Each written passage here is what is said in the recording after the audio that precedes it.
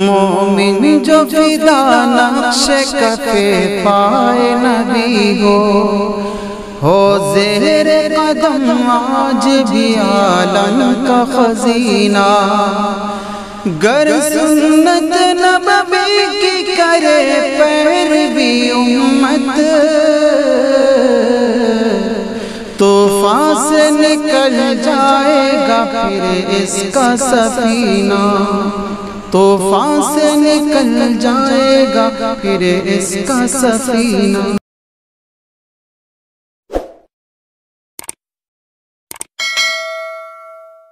نحمده ونصلي على رسوله الكريم اما بعد، قال النبي صلى الله عليه وسلم ان هذه القلوب تصدأ كما يصدأ الحديد اذا اصابه الماء، او كما قال علیہ الصلوۃ والسلام۔ لوہا جو ہے وہ وزنی بھی ہوتا ہے، سخت بھی ہوتا ہے، لیکن اگر لوہے کو پانی کی صحبت مل جائے، یعنی لوہے پر پانی مسلسل پڑے، پانی میں اس کو ڈال دیا جائے، تو کچھ دنوں کے بعد میں پانی کے اثرات اس کے اوپر ظاہر ہونے لگتے ہیں۔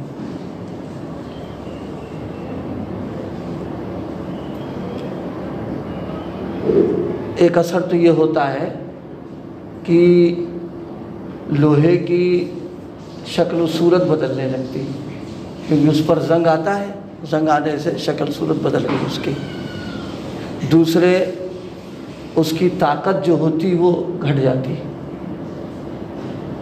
تیسرے یہ بھی ہے کہ قیمت گھٹ جاتی ہے اس کی۔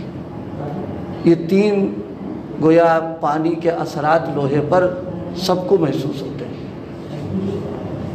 حالانکہ دونوں میں غور کیا جائے تو پانی جو ہے لوہے کے مقابلے پر کمزور ہے، کمزور اس معنی کر کے ہلکا بھی ہے اور بہنے والی سیال چیز ہے، وہ پتلی ہے وہ، اور بے قیمت بھی ہے۔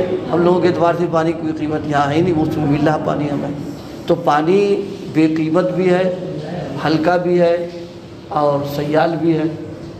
لیکن لوہا اس کی صحبت میں جب آیا تو پھر آنے کے بعد اس نے اپنا رنگ اس پر ڈالا۔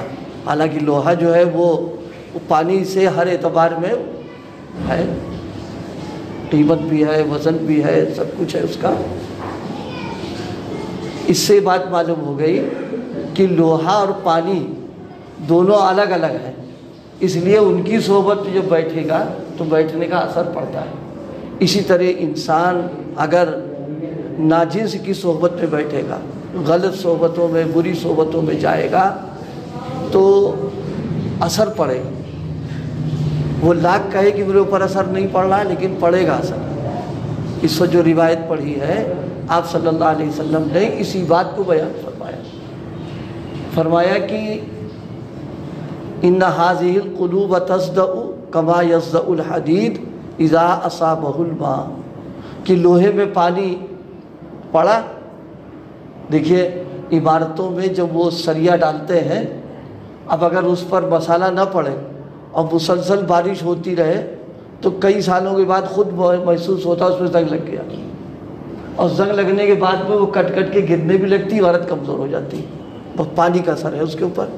فرمائے جس طرح پانی لوہے کو زنگ آلود کر دیتا ہے، اسی طریقے سے جو لوگ دین سے دور ہیں، بددین ہیں، ان کی صحبتوں میں اگر بیٹھو گے تو دل پر اثر پڑے گا۔ آدمی یہ چاہے کہ ہم بروں کی صحبت میں بیٹھنے کے بعد ہم پر اثر نہ پڑے، یہ ممکن ہی نہیں، پڑے گا اثر اس کے اوپر، کیونکہ انسان کا مزاج ہے کہ جس سے اس کا وہ ہوتا ہے اٹھنا بیٹھنا، دوستی، آنا جانا، فطری طور پر اس کو اخذ کرنا شروع کر دیتا ہے اس کی باتوں کو۔ اگر وہ اچھا ہے تو اچھائی قبول کرے گا وہ، اگر برا ہے تو برائی قبول کر لے گا وہ۔ صحابہ نے جب یہ سنا، صحابہ کتنے نیک دل تھے، کتنے صالح، کیسی تربیت تھی، ہم جیسے لوگ ہوتے تو چھان بین کرتے کہ دل میں زنگ کیسے لگتا ہے. صحابہ نے پوچھا ہی نہیں، بس فوراً پوچھا حضور ریگمال بتا دیجیے کیا ہے. لوہے پر زنگ لگا تو اس کا ریگمال تو پتہ ہے کہ اس کو لگا دیں گے صاف ہو جائے گا، دل کیسے صاف ہوگا. اس سے ایک بات بہت کام کی ہم لوگوں کے لیے سبق کے ملی ہے کہ صحابہ کو اپنے دل کی فکر کتنی تھی کہ جیسے ہی سنا فوراً ریگمال. اس سے پہلے بھی کئی بار گزارش کی تھی کہ جس طرح جسمانی اعتبار سے دل جو ہے مرکز ہے بالکل، اگر ہارٹ کی تکلیف ہو جائے چاہے کتنی اچھی صحت اس کی ہو، ایک دم پوری صحت ڈاؤن ہونے لگتی ہے اور ایک دم آدمی متاثر ہو جاتا ہے، اس کی صحت گرتی ہے، چہرے پر پیلا پن آنے لگتا ہے، کمزوری ہو جاتی ہے. اور بعض تو بیچارے ایک دم واقعی معلوم ہوتے ہیں اتنے بیمار ہو گئے چلنا پھرنا صرف ایک ہارٹ کی تکلیف ہو گئی ان کو، کیونکہ دل مرکزی چیز ہے، وہ متاثر ہے تو سارا جسم چلا جاتا ہے. اسی طرح دینی اعتبار سے دل جو ہے یہ بنیادی ہے، اگر اس میں ذرہ برابر بھی کوئی خرابی پیدا ہو گئی، کوئی بیماری آ گئی اس کے اندر دینی روحانی، تو پورا نظام دینی اعتبار سے متاثر ہو جائے گا. دل اگر زنگ آلود ہو جاتا ہے تو پھر تینوں باتیں ہوتی ہیں، نہ غیر کی صحبت میں بیٹھے تو زنگ لگتا ہی لگتا ہے، دوسرے دینی اعتبار سے جو طاقت اندر ہوتی ہے وہ کمزور پڑ جاتی ہے آدمی کی. اور ظاہر ہے جتنا دینی اعتبار سے ہم گریں گے اللہ کی نظروں میں اتنا بے قیمت ہو جائیں، قیمت گھٹتی چلی جائے گی ہماری. تو اس لیے دل کے سلسلے میں بہت بزرگوں نے اتنی احتیاط برتی ہے، ناجائز کی صحبت سے اپنے آپ کو بچایا ہے انہوں نے کہ باہر تک کا کھانا کھانے سے احتیاط برتی.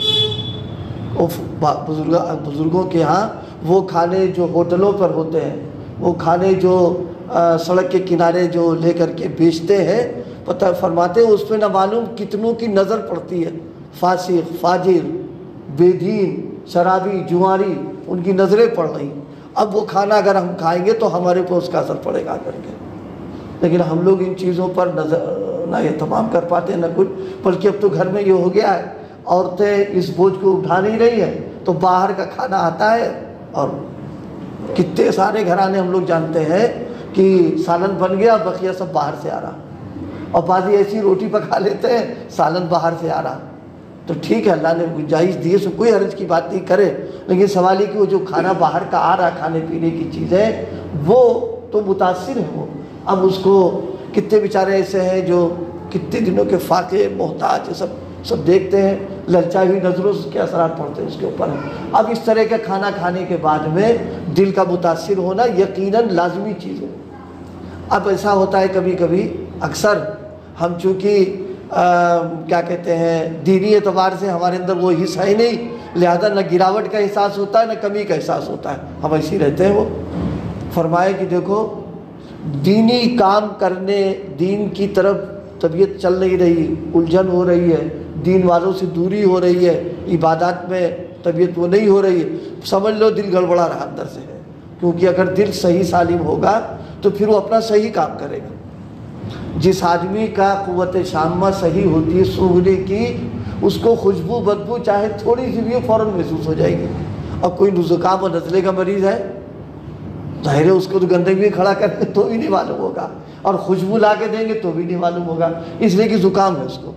اسی طرح دینی اعتبار سے زکام کا مطلب یہ ہے کہ دین میں جی نہیں لگ رہا، اس کا اعمال کی طرف طبیعت نہیں چل رہی ہے. قرآن پڑھ رہے ہیں یہ تو جلدی سے بند کر دو، تسبیحات کی طرف ایک دم طبیعت ہی نہیں جا رہی ہے، مجلسوں میں دینی مجلسوں میں جانے کا جی نہیں ہو رہا. یہ سب علامتیں اس بات کی کہ دل اندر سے بیمار ہو رہا ہے ہمارا. اس لیے آپ صلی اللہ علیہ وسلم سے صحابہ نے پوچھا کہ یا رسول اللہ مما جلا اوہا، یا رسول اللہ حضور اس کا وہ بتا دیں آپ ریگمال کیا ہے، یعنی کیا طریقہ ہے کہ زنگ کو دور کر دیا جائے. آپ نے دو چیزوں کو بتایا. ایک چیز تو ارشاد فرمائی کثرت ذکر الموت و تلاوت القرآن. آج یہ عصر میں حدیث پڑھی گئی تو ذہن میں آیا کہ اسی کی بات ہو جائے. دو چیزیں آپ نے ارشاد فرمائی. ایک تو یہ فرمایا موت کو کثرت سے یاد کرنا، دوسری چیز ارشاد فرمائی قرآن مجید کی تلاوت کرنا. یہ دو عمل کل انشاءاللہ وقت بھی ہو گیا. سبحان اللہ و بحمدہ، سبحان اللہ العظیم.